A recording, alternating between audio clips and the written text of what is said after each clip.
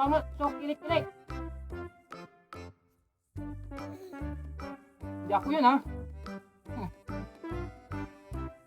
Hindi ang banget yung kilikili ko ha. Inamoy ko lang pero hindi ang banget. Okay? Oh la la! Hello my friends! Like, comment, subscribe. Watch now! Vlogsy TV. Whatever the topic, vlog it! Wow! Hello mga friends. Oh, nandito naman si Mr. Vlogsy TV. Okay? Oh, may panibago tayong vlog ngayon. Pero bago nyo malaman kung ano yung topic natin ngayon ay dati na sinasabi ko, yung mga baguhan dyan, ay huwag nyo kalimutang mag-like at mag-subscribe muna sa aking channel, no? Yan po, oh. Yan. Vlogsy TV. Okay? Kita nyo sa screen, okay? Subscribe nyo po, no? Para updated po kayo sa mga vlogs ko. Okay? Nararatan! Pare, ang gagawin ko ngayon, ang ipapakita ko sa inyo ngayon, hindi kita ba yan? Ay, agi? Minsan na po kayo, no? Nabubulog si Mr. Vlogsy TV, no? Okay. Pare-brand out kasi dito sa amin eh, kaya binibilisan ko, no? At sana hindi maglobat yung tablet ko, no? Kung naglobat, patay tayo. Okay. Anyway, sige. Pare, ang topic natin ngayon, sa laman, sa travel, rin sa cooking, no? Ang topic natin ngayon ay may sasabihin ako sa inyong 5 words, no? Hindi Tagalog, hindi English, hindi 5 words na Pangasinan. Okay? Para yung mga makapunta dito sa amin, dito sa lalawigan namin Pangasinan, ay may matututo kayong mga salita, no? Ayan po. Umpisa na natin. Kasi baka malubat tayo, patay tayo. Ayan. Okay. Unang word na sasabihin ko ay panangaro. Alam niyo ba kung ibig sabihin ng panangaro? Ang tuoy. English, love. Tagalog, ang ibig sabihin nun ay pag-ibig. I love you naman sa Pangasinan. Translation nun ay Naro Taka. Ito na. Sa Tagalog, mahal kita. So kaya, ibig kita. Yan po na.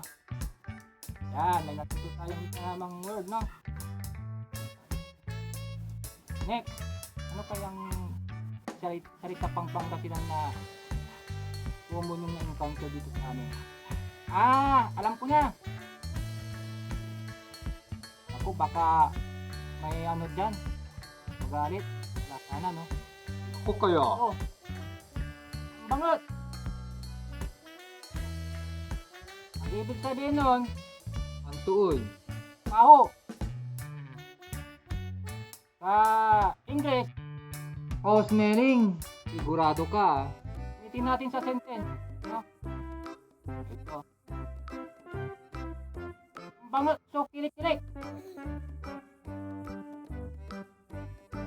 Hindi ako yun, ha? Hindi ang bangot yung kilikili ko, ha? Inamoy ko lang pero hindi ang bangot. Okay? Ibig sabihin sa Tagalog, paho ang aking kilikili. Oh. Yun. Kapang word na matututo nyo. Palingit. Yan. Sa Tagalog, ang ibig sabihin nun, mabango. Gamit sa English, Ang tuoy.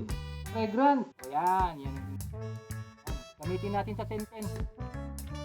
May rosas ang balingit. Ibig sabihin nun sa Tagalog, ang bulaklak na yun ay mabango. Okay? Yan. Sa English, ito po. That flower is fragrant. Oh. Okay. So, ano pa? Yung pang-apat natin na word ngayon. Masamit. Yan. Ano ibig ng masamit sa English? Ang tuoy. Sweet. Yan. Sweet. Okay. Sa Tagalog, matamis. Pero pwede rin sabihin na sarap. Halimbawa, masamit may kinan ko. So, ibig sabihin nun, masarap yung kinain ko. Yan. Yan po no, ang ibig sabihin. Lima. Okay. Ang bibigkasin kong word na Pangasinan ngayon ay maganggana. Ang ibig sabihin ay sa Tagalog ay maganda. Sa English, ang ibig sabihin ay Ang tuoy. yan. Bigkasin ko na sa beautiful. Gamitin natin sa sentence na ano, gamitin natin sa Pangasinan.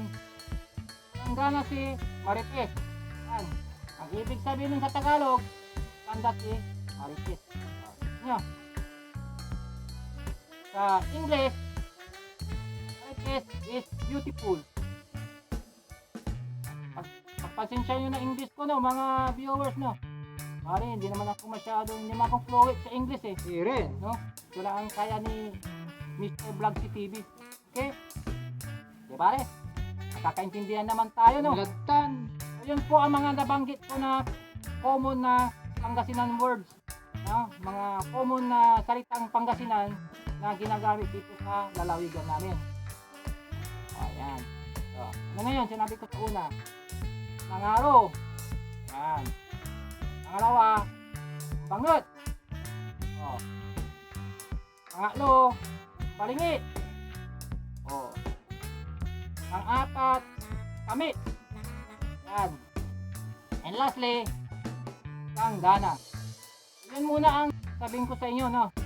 Sa next vlog ko, yaan nyo, magbibigay pa ako ng ano na naman, ng iba na namang Pangasinan words na matututin nyo, no? Para alis, pagdating nyo dito sa Pangasinan, alam nyo na, idea kayo kung ano yung bibigyan nyo.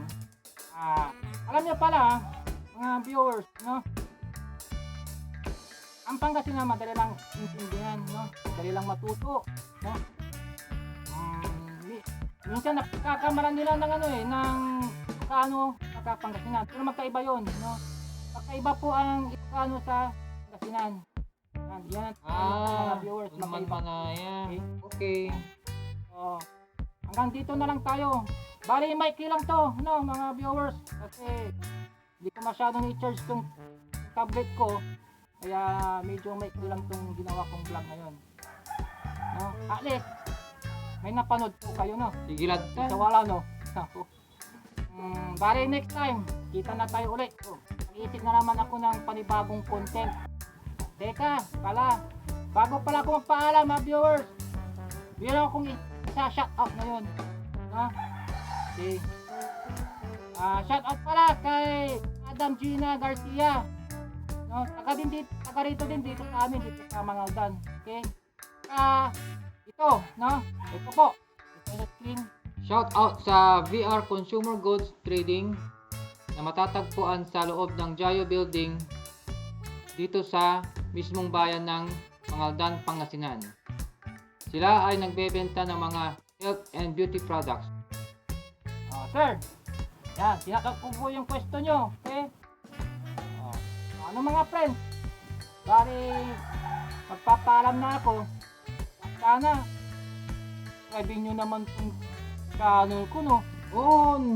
Huwag nyong kalimutan like at mag-subscribe sa aking channel. Ayan, so, click nyo na. Ayan. Happy TV. Okay? Tayo ulit next time. Okay? Tayo! Asumpal la, mga friends.